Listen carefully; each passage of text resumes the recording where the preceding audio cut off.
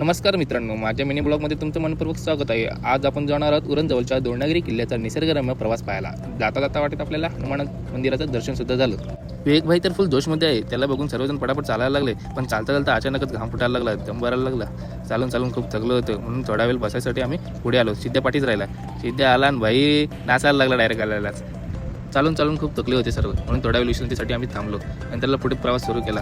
पण विवेक भाईचा जोश पाहून आम्ही पण फटाफट चढायला लागलो। सर्व गेले पुढे, मीच एकटं पाठी राहिलो। तेवढ्यात लहान मुलं सुद्धा आली, त्यांचा उत्साह बघून आमच्या पण अंगात उत्साह चढला। सिद्ध्या बघा, हा सिद्ध्या काय बोलतो, बिसलेरी काय रे काय। थोडा वेळ बसून लगेच चाल धरली, सर्वजण पुढे चालायला लागले। थोड्या वेळातच आम्ही किल्ल्याजवळ पोहोचलो। किल्ल्याजवळ पोहोचतात सर्वजणांनी इकडे तिकडे बघायला लागले। आणि ही बघा जुन्या काळातील तोफ कशी आहे। थोडं निसर्गाची मज्जा घेत वाऱ्यावर नसर बसलो। आणि ही बघा मुंबई किती जवळ आहे, आमच्या समोरच बघा किती जवळ आहे ना मुंबई। चालून खूप भूक लागली होती, मग थोडेसे चिप्स खाल्ले। खाली पडलेली कचऱ्यापेटी आम्ही सरळ करून त्याच्यामध्ये आम्ही खाल्लेल्या चिप्सचा कचरा टाकला। पाण्याची तहान लागली म्हणून शितेने हौद्यातून पाणी काढले। आणि पाणी तर तुम्ही बघा एकदम स्वच्छ, एकदम थंडगार। आतून बघा हौदा बघा तुम्ही, गार पाणी। चालून खूप दमल्यामुळे सर्वांनी पोटभर तो पाणी पिले आणि पाणी एकदम गार आणि थंड।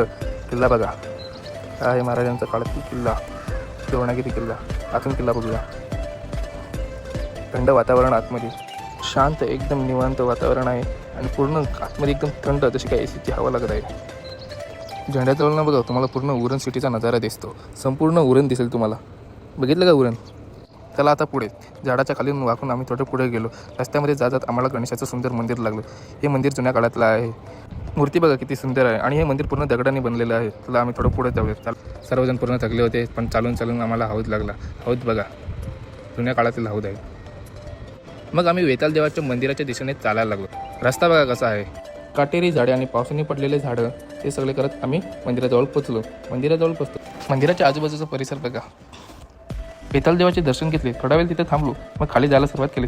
आता मी खाली उतरलेलो आहे आणि आता आमच्या ब्लॉग संपवण्याची वेळ सुद्धा झालेली आहे। भेटू नेक्स्ट ब्लॉगमध्ये, बाय बाय, टाटा।